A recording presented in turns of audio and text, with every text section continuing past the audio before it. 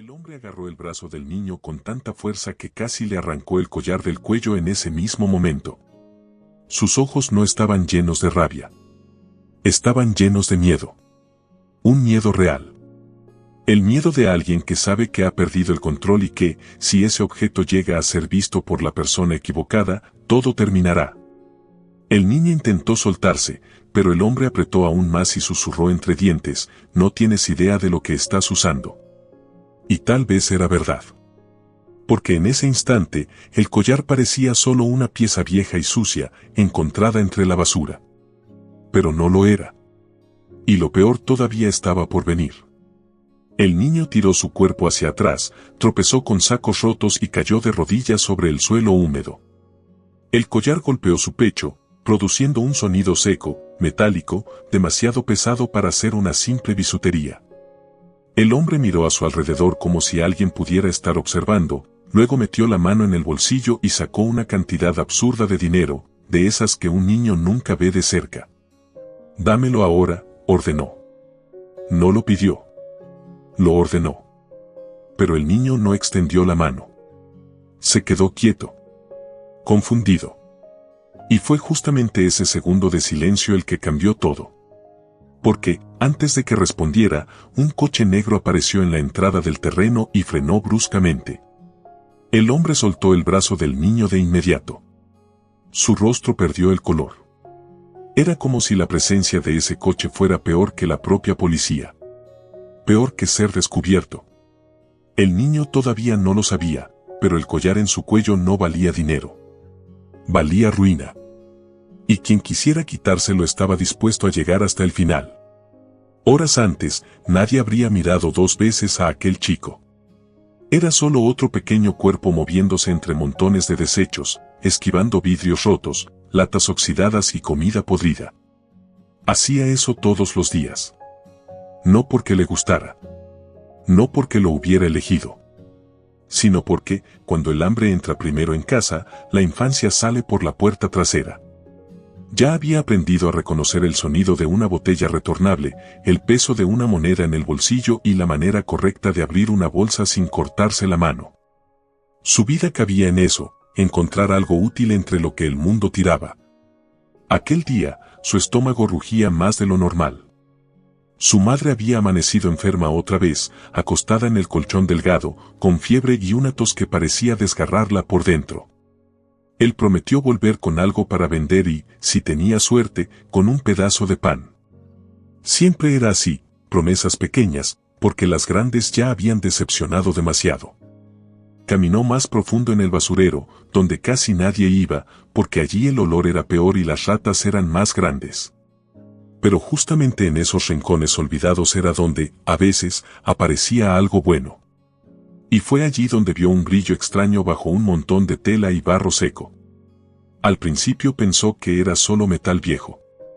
Pero cuando tiró de él, apareció un collar completo, oscurecido por el tiempo, pesado, frío, con un medallón en el centro marcado con un símbolo que nunca había visto. No era bonito de la manera común.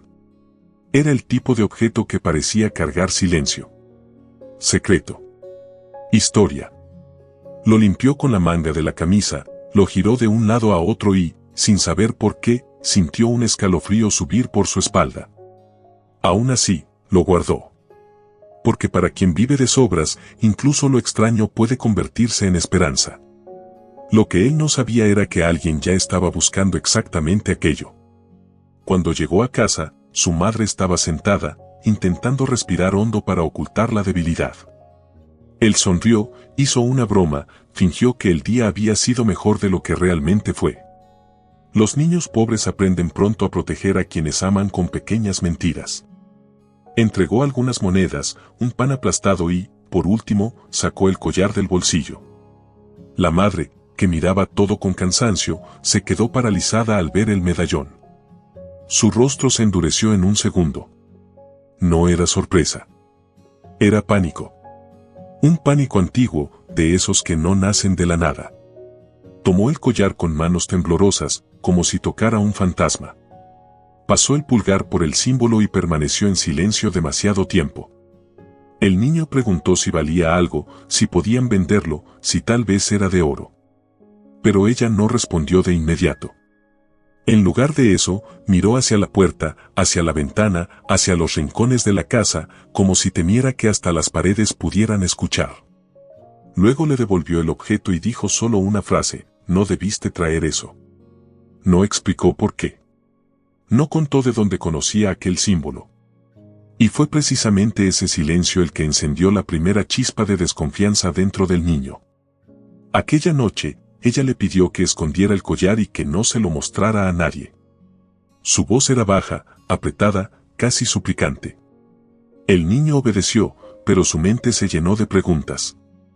¿Desde cuándo un objeto encontrado en la basura hacía que su madre perdiera el sueño? ¿Desde cuándo un simple collar convertía el aire de la casa en miedo? Antes de dormir, se puso el medallón en el cuello y lo escondió bajo la camisa, como si quisiera sentir el peso de la respuesta apoyado en su pecho. Pero, afuera, alguien ya había visto lo suficiente para entender dónde había terminado. En lo alto de un edificio de vidrio, muy lejos de aquel mundo de barro y óxido, un hombre observaba una imagen congelada en una pantalla. La cámara de seguridad no era buena, pero mostraba lo suficiente: un niño delgado, con ropa gastada, inclinado sobre bolsas de basura y un brillo en el pecho. El millonario acercó el rostro, ordenó ampliar la imagen, limpiar el cuadro, repetir la secuencia.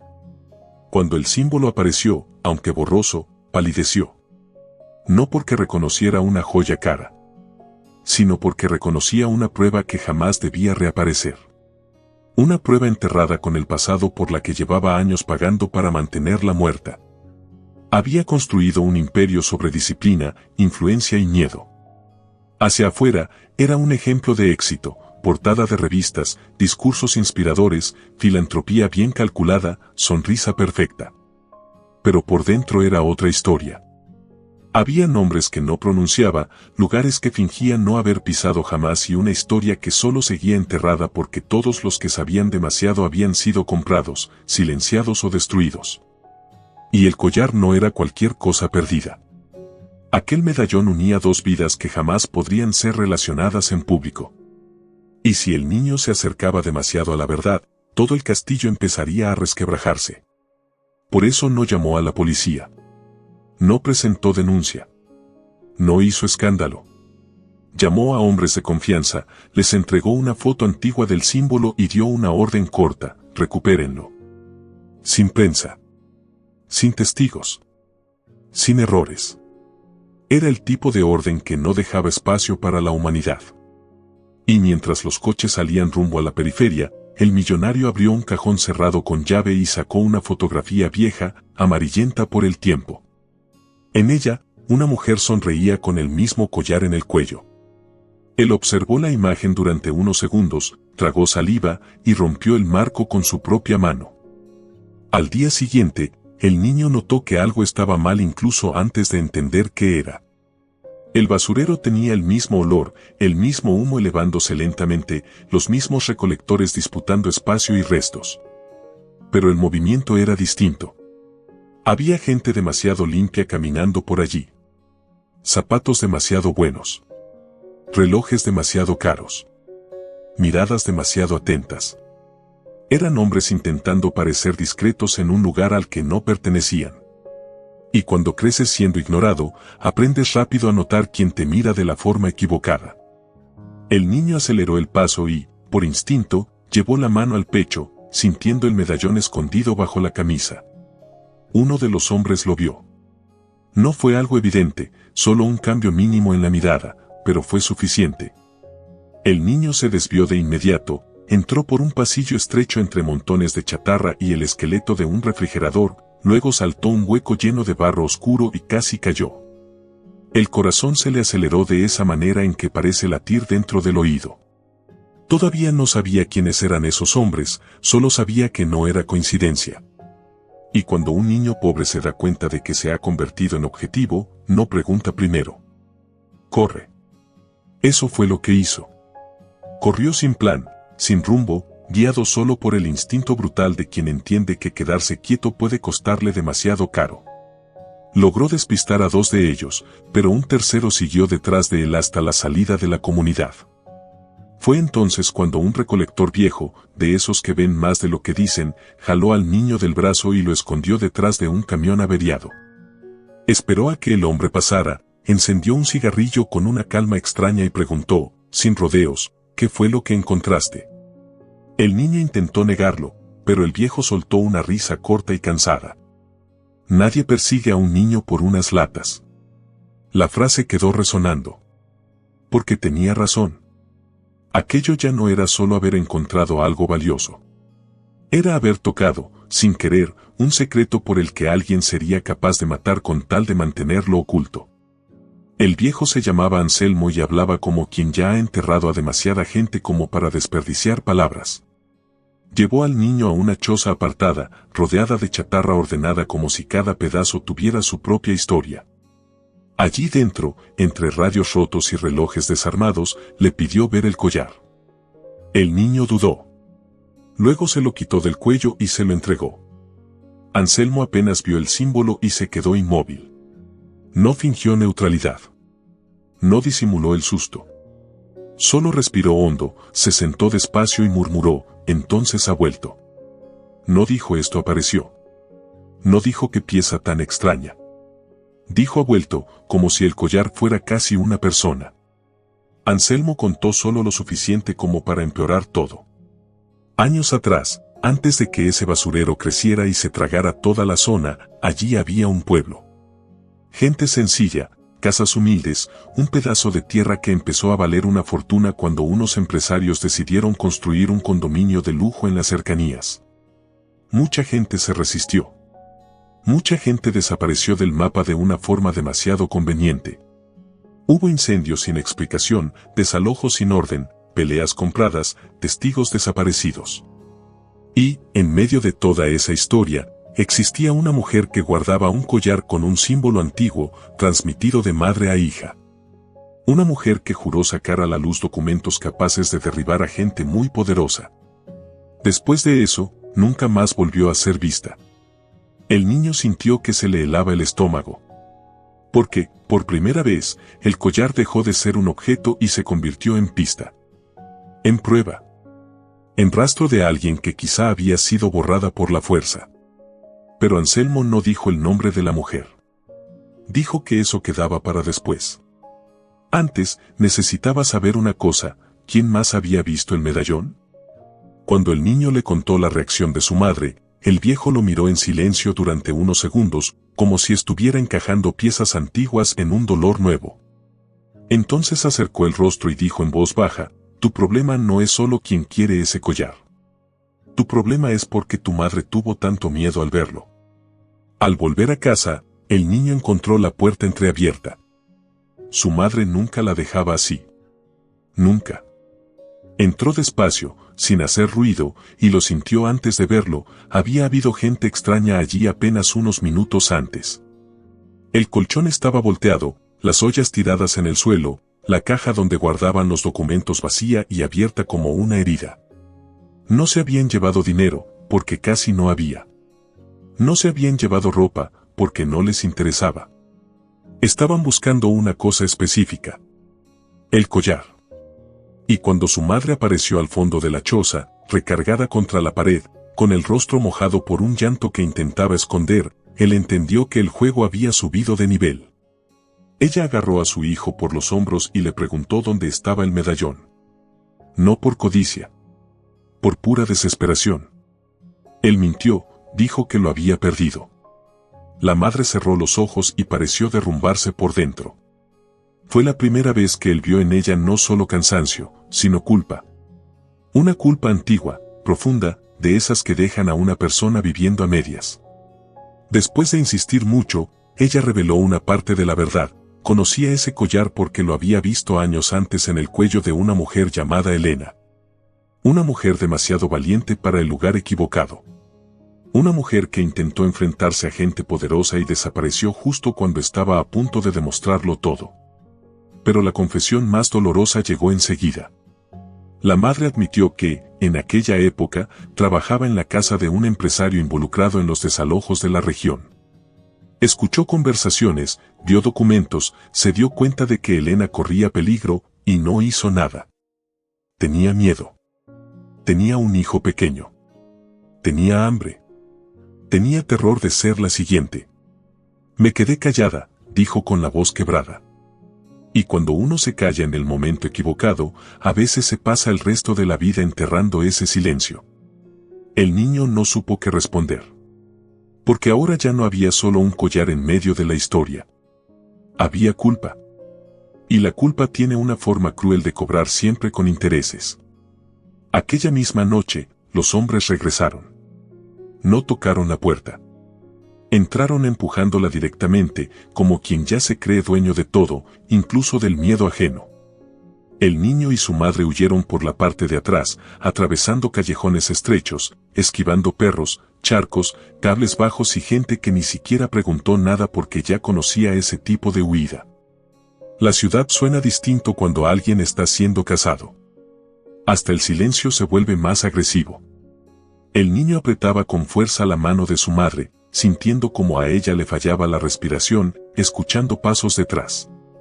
Y, por un instante, comprendió la verdad más dura de todas, no importaba que fueran pobres, pequeños o invisibles. Alguien poderoso había decidido que ellos eran un problema. Anselmo los escondió en un galpón abandonado cerca de la vía del tren. Allí, por fin, sacó del fondo de una caja una carpeta envuelta en plástico viejo. Dijo que Elena se la había dejado días antes de desaparecer, por si algo llegaba a pasar. Dentro había copias de escrituras, transferencias sospechosas, mapas de terrenos, firmas, fotografías. Pruebas de que familias enteras habían sido expulsadas mediante fraude, chantaje y violencia para beneficiar a empresas fachada vinculadas al mismo hombre que hoy aparecía en la televisión como benefactor. Pero había más. Mucho más. En uno de los sobres pequeños, un acta casi borrada vinculaba a Elena con un bebé recién nacido entregado en secreto a otra mujer muchos años atrás. La madre del niño empezó a temblar incluso antes de abrir la boca. Anselmo la miró, luego miró al muchacho, y el silencio reveló lo que nadie se atrevía a decir.